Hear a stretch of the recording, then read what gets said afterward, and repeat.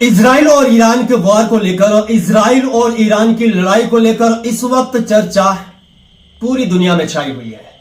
और इजराइल जिस तरह ईरान के सामने सरेंडर कर चुका है, ईरान की मिसाइल इजराइल के राष्ट्रपति के बेडरूम तक पहुंच गई हैं।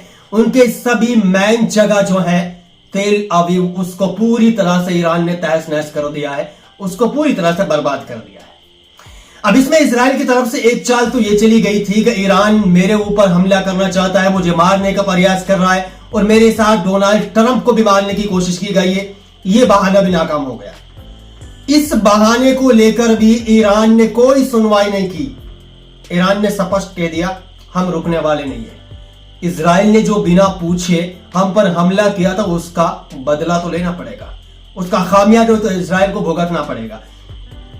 ईरान के लिए मुसलमान भी बन रहे हैं काल। इजराइल की सेना में है इतने मुस्लिम, अब एक और चाल चली गई है। यानी ईरान के जितने भी लोग हैं तमाम मुस्लिम हैं और पूरी दुनिया से ईरान को सपोर्ट मिल रही है, तो मुसलमान होने की वजह से मिल रही है। जितने भी देश ईरान को सपोर्ट कर रहे हैं, एज ए मुस्लिम सपोर्ट कर रहे हैं।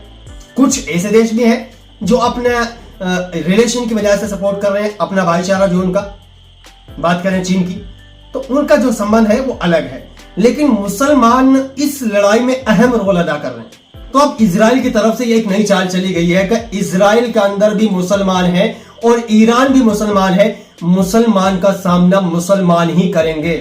ईरान के मुसलमानों से इजराइल के मुसलमान लड़ेंगे। इसकी सच्चाई क्या है मैं आप लोगों को जरूर बताऊंगा।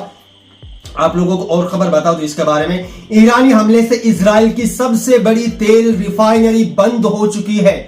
तेल अवीव का अंदर, तेल अवीव जो है सबसे इंपॉर्टेंट शहर जो है, वहां पर जितनी भी क्या नाम एजेंसियां हैं, इंपॉर्टेंट कंपनियां हैं, बड़ी बड़ी एजेंसियां जो है वो बंद हो चुकी हैं, पूरी तरह से तहस नहस हो चुकी हैं। ईरान अब रुकने वाला नहीं है। इसके अलावा मैं आप लोगों को और बता दूं, ईरान इजराइल जंग खतरनाक मोड़ पर, खामनेई का धार्मिक संदेश वायरल, इजराइल में रेड अलर्ट। ईरान की तरफ से धार्मिक संदेश दिया गया है।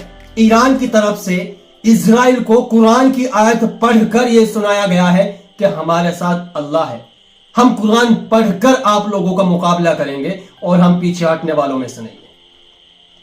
कोई भी सच्चा मुसलमान बुज़दिल नहीं होता, कोई भी सच्चा मुसलमान डरपोक नहीं होता, कोई भी मुसलमान किसी भी गैर मुस्लिम से नहीं डरता, कोई भी मुसलमान किसी भी यहूदी जैसे लोगों से नहीं डरा करता।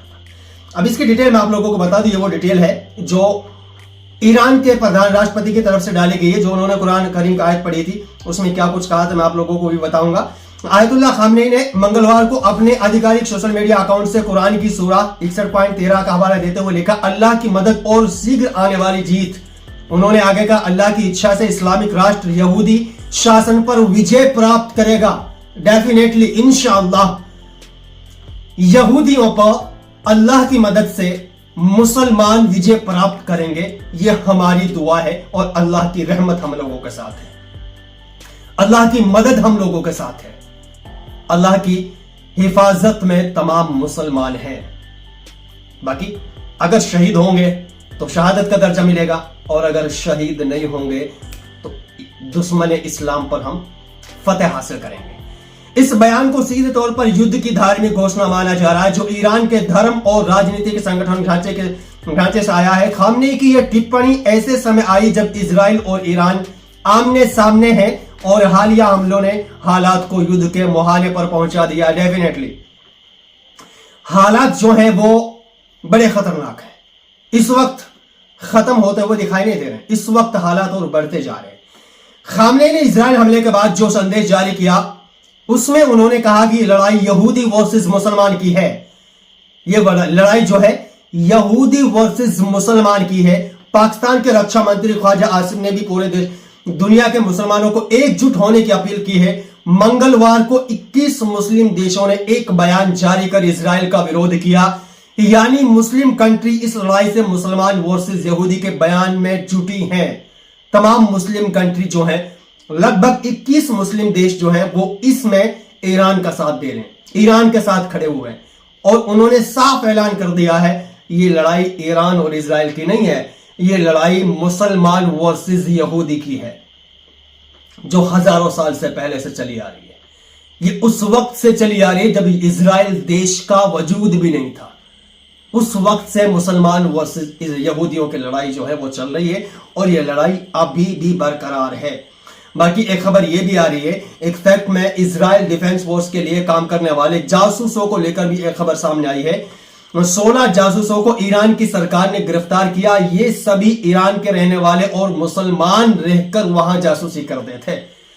ईरान के अंदर रहकर इजराइल को खुफिया जानकारी देते थे और ईरान में जासूसी करते थे। वहां की इंफॉर्मेशन, वहां की लीक्स इजराइल को पहुंचाते थे। उन 16 जासूसों को ईरान की गवर्नमेंट ने, ईरान की सरकार ने अरेस्ट कर लिया है। बाकी वैसे लड़ाई इस वक्त रुकने वाली नहीं है। इजराइल भी पीछे हटने वाला नहीं है और इसके अलावा ईरान पीछे हटने वाला नहीं है। इजराइल पूरी तरह से अमेरिका के सामने गिड़गिड़ा रहा है कि अमेरिका मेरी मदद करे, डोनाल्ड ट्रंप मेरा साथ दे, इस लड़ाई में मेरे साथ देना चाहिए अमेरिका को। बाकी क्या लगता है आपको? आपका पर्सनल ओपिनियन क्या है? कमेंट बॉक्स में जरूर शेयर करें।